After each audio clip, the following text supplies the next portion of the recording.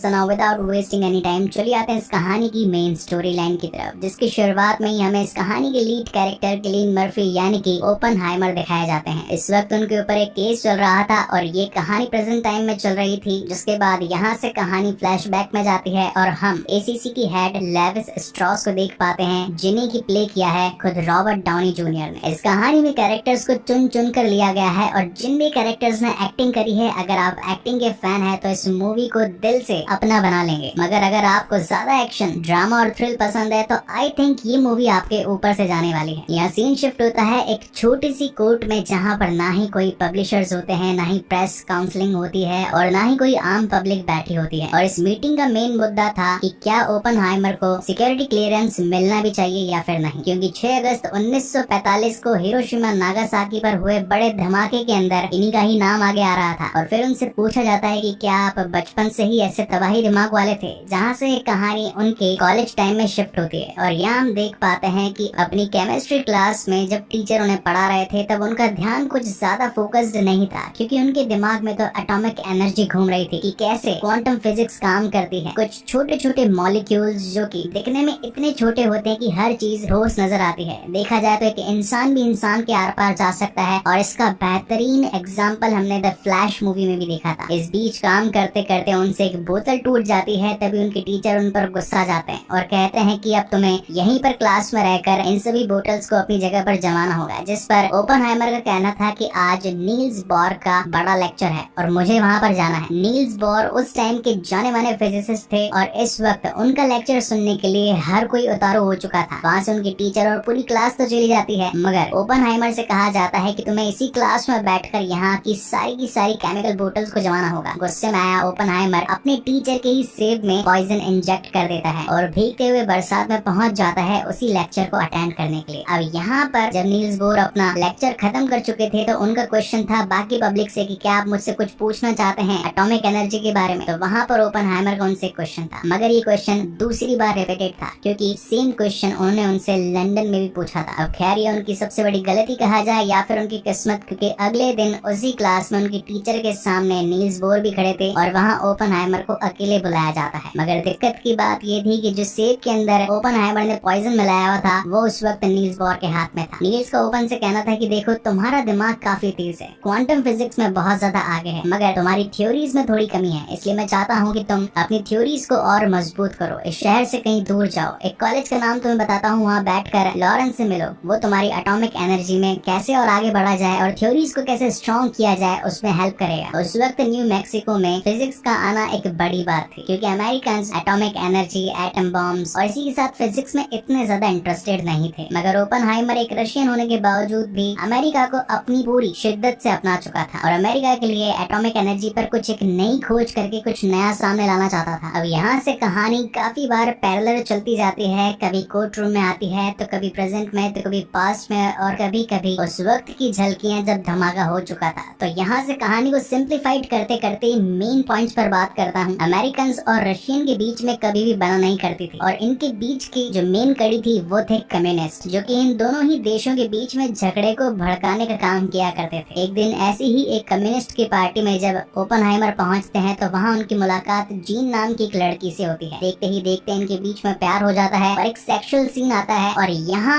अगर मैं आपको बताऊं, ये मूवी अगर इंडिया में रिलीज हुई होती तो कब की बैन हो चुकी होती, क्योंकि गीता की कुछ पंक्तियां यानी कि संस्कृत के श्लोक जो पढ़े गए हैं वो सेक्स टाइम पर करते हुए पढ़े गए हैं। जीन ओपनहाइमर की फिजिक्स पर बहुत ही ज्यादा फिदा थी और वो जानती थी कि अगर फ्यूचर में कुछ बड़ा कारनामा होगा तो वो ओपनहाइमर के हाथों से ही होगा। जहाँ पर जीन उसे वो पंक्तियां पढ़ाती है जिसमें श्री कृष्ण ने लिखा था कि अब मैं मृत्यु बन चुका हूँ, विनाश का कारक हूँ, सभी का अंत मुझसे ही होगा। अब लाइंस को सुनकर कुछ लोग कहेंगे कि क्या सिर्फ उस किताब को पढ़ लेने से ही ओपनहाइमर ने अपने आप को मृत्यु का कारक बना लिया, तो ऐसा नहीं है। जीवन में आगे बढ़ने के लिए छोटी छोटी प्रेरणाओं का होना भी जरूरी होता है और उन्हीं में से यही वो कुछ लाइंस थी जिन्हें ओपनहाइमर ने अपने दिमाग में बैठा लिया था। कुछ दिनों बाद ओपनहाइमर की मुलाकात लॉरेंस से होती है, जो कि एटॉमिक बॉम्ब पर फिजिकली एक्सपेरिमेंट कर रहा था। अब जहाँ कुछ थ्योरीज ओपनहाइमर की गलत साबित हो रही थी, वहीं फिजिकल एक्सपेरिमेंट कामयाब होते नजर आ रहे थे। इसी के चलते बहुत साल आगे निकलते हैं और यहाँ ओपनहाइमर की मुलाकात केटी हाइमर से होती है, यानी कि इनकी होने वाली पत्नी। रिलेशंस बढ़ जाते हैं और इनकी शादी भी हो जाती है। इन बिटवीन उनके रिलेशनशिप जीन से भी थे और वो कई बार उसके साथ मिलने के लिए भी जाया करते थे और साथ में सेक्स किया करते थे। मगर जीन हमेशा से ओपनहाइमर से कहती थी कि तुम्हें मेरे पास ही रहना चाहिए, मैं मेंटली डिस्टर्ब हूँ। लेकिन ओपनहाइमर का कहना था कि अब मेरी शादी हो चुकी है, हम एक रिलेशनशिप में साथ नहीं रह सकते, इसलिए तुम्हारा और मेरा अब दूर हो जाना ही बेहतर है। और एक दिन ओपनहाइमर के ऑफिस में पहुंच जाते हैं ग्रोव्स, जो कि यूएस जनरल थे। उनका कहना था कि रशिया से हमें कुछ गुप्त सूत्रों से मालूम चला है कि वो लोग भी एटॉमिक एनर्जी या फिर एटॉमिक बॉम्ब पर काम कर रहे हैं। अगर हमसे पहले उनके पास ये विश्व ताकत आ गई तो हमारा खात्मा होने में कुछ पल ही लगेंगे। और मैं समझता हूँ कि इस एटॉमिक साइंस में आपसे बढ़िया साइंटिस्ट और कोई नहीं है, इसलिए मैं चाहता हूँ कि आप हमारे लिए भी एक ऐसा ही बॉम्ब बनाएं। मगर इस काम के लिए लगने वाली थी एक बहुत बड़ी जगह, काफी सारे साइंटिस्ट और बहुत सारा पैसा। जिसके बाद अपने ही रिसोर्सेज से ओपनहाइमर कुछ साइंटिस्ट की टीम बनाता है और एक लॉस एल्मोस नाम की जगह पर, जो कि कभी पहाड़ों और खेतों जैसी लगा करती थी, वहाँ पर एक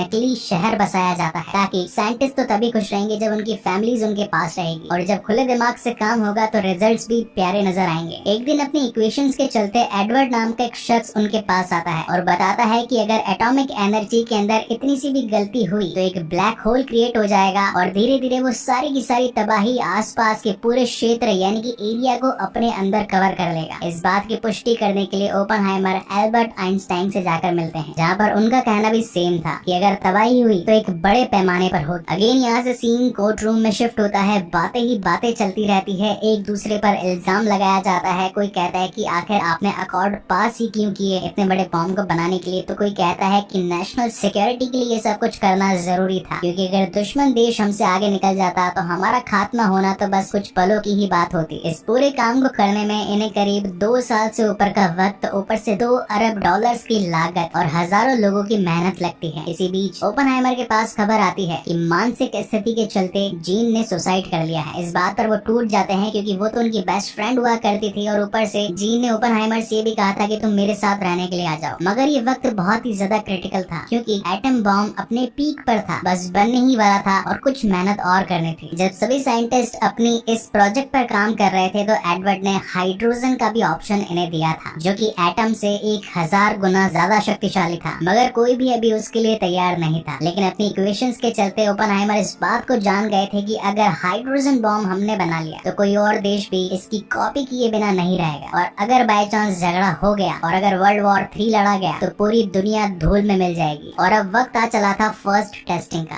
जहाँ पर एक छोटे से नमूने के साथ धमाका किया जाना था, और वो धमाका भी इतना बड़ा था कि इनके सर से इनकी टोपी तक उड़ गई थी। सभी लोग अपने इन नमूनों से बहुत ही ज्यादा खुश थे और अब ये बात प्रेसिडेंट तक पहुँचती है, जहाँ पर उनसे अकॉर्ड पास करवाना था कि ये बॉम्ब किस पर गिराया जाए। अब इस वक्त अमेरिका भी एक बड़ी ताकत और रशिया भी एक बड़ी ताकत थी, जिनके बीच में जापान लड़ रहा था। तो प्रेसिडेंट को अपना आसान शिकार जापान लगता है, जिनमें ये 16 जगहों को पॉइंट आउट करते हैं और अब इनमें से इन्हें एक को चुनना था, जिसमें नाम आता है हिरोशिमा नागासाकी। अब यहाँ पर थोड़े से एटम्स के बारे में एक्सप्लेनेशन हो जाए। बेसिकली एटम्स जो होते हैं ये फ्यूजन्स पर काम करते हैं। जब तक एक फ्यूजन रिएक्शन नहीं होगा तब तक एटॉमिक एनर्जी अपने फुल पोटेंशियल पर नहीं आ पाएगी। और इस चेन रिएक्शन में जो सबसे खास केमिकल या फिर सबसे खास चीज जो काम में आती है वो होता है प्लूटोनियम। लेकिन दिक्कत की बात ये थी कि अगर बारिश आ जाए, पानी गिर जाए तो फिर फ्यूजन रिएक्शन होने में मुसीबतें आ सकती है। और जिस दिन इनकी फाइनल टेस्टिंग थी उस दिन बरसात आ जाती है। मगर अगले ही दिन जनरल ग्रोव्स को न्यूयॉर्क पहुंचकर सारी इन्फॉर्मेशन देनी थी कि क्या हमने इतने सालों में मेहनत करके जो चीज बनाई है वो सचमुच काम भी करती है या नहीं। और इस आखिरी दिन के कुछ घंटों पर ही इतने सारे लोगों की उम्मीदें टिकी हुई थी। और फिर जाके फाइनली वो मोमेंट आता है जब सुबह के 5:30 बजे बरसात थोड़ी सी थमती है और सभी लोग अपनी सांसें थाम लेते हैं और शुरुआत होती है एक ऐसे धमाके की जिसने विश्व में अपना नाम रच दिया। देखा जाए तो पूरी कहानी का सिर्फ ये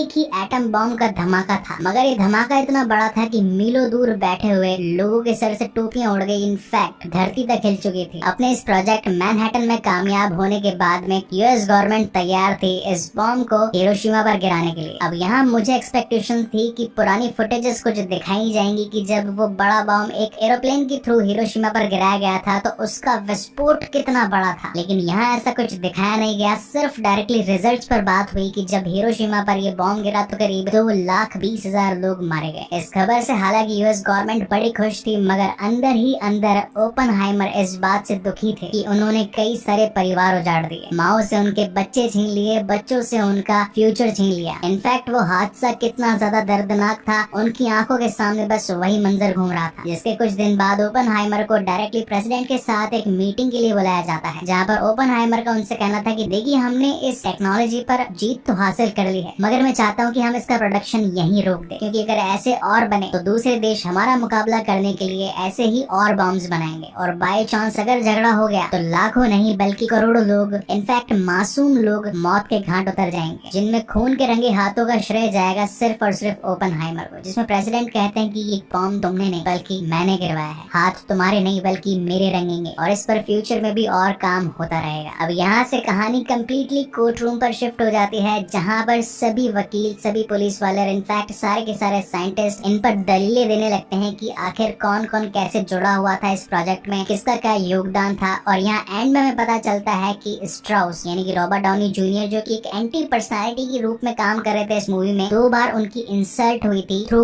ओपनहाइमर, और यही रीजन था कि वो उनसे बदला लेना चाहते थे, और उन्होंने ये सर्कमस्टेंसेस बनाए ताकि ओपनहाइमर मेंटली प्रेशर डालकर एक ऐसा हथियार बना दे जो दुनिया विनाशक हो। और तब सामने आती है कहानी की वो साइलेंट कैरेक्टर यानी कि केटी हाइमर, जो कि हमेशा से ही नशे में धुत रहा करती थी। बच्चे अगर रोते भी रहते थे तो कभी जवाब नहीं देती थी, मगर जिस वक्त उनके पति यानी कि ओपनहाइमर पर बात आई तो उन्होंने खुलकर बोला ये सारी साजिश लेविस स्ट्राउस की है। और एट द एंड कंक्लूजन में निकलता है कि उनका सिक्योरिटी क्लियरेंस मिल जाता है और ओपनहाइमर पे लगे हुए सारे इल्जामात भी हट जाते हैं। अब यहाँ कहानी के एंड में एक छोटी सी कॉन्वर्सेशन दिखाई जाती है in between Oppenheimer and Albert Einstein. ये वो वक्त था जब हाइड्रोजन बॉम्बिंग की कुछ इक्वेशंस एल्बर्ट आइंस्टाइन को दिखाई जाती है, जहाँ पर उनका कहना था कि ये तबाही का एक बड़ा रूप ले लेगी, तो कोशिश करना कि ये सारी चीजें रुक जाए। और कहानी का एंड सिर्फ ये दिखाते हुए होता है कि मालूम तो ऑलरेडी ओपनहाइमर को चल चुका था कि अब हाइड्रोजन पावर भी वजूद में आएगी, लेकिन अगर वो वजूद में आई तो दुनिया में हर जगह सिर्फ तबाही ही तबाही होगी। और इसी के साथ ये बेहतरीन मूवी यहीं पर